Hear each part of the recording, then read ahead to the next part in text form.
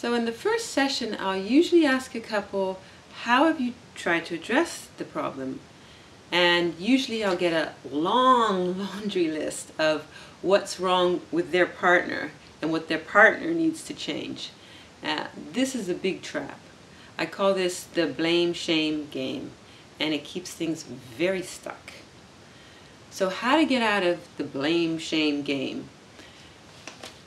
There's 3 steps. Number 1 is identifying what's called the negative interaction cycle. A cycle that when it gets going in between a couple, it can seemingly suck all the love out of the relationship.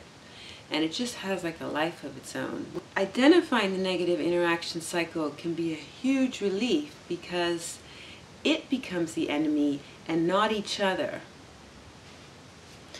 The second step is taking responsibility, looking at how each person contributes to the cycle, the negative cycle, and recognizing the triggers. And this is where the real work begins.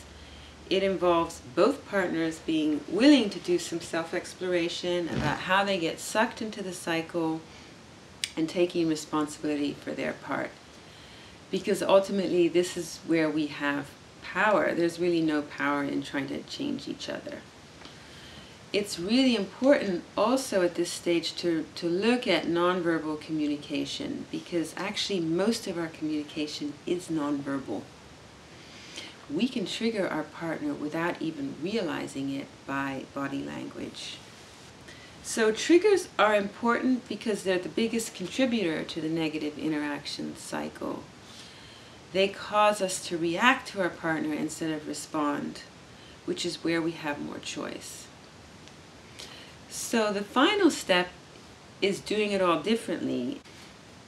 It involves learning how to recognize when you're triggered and asking for what you need.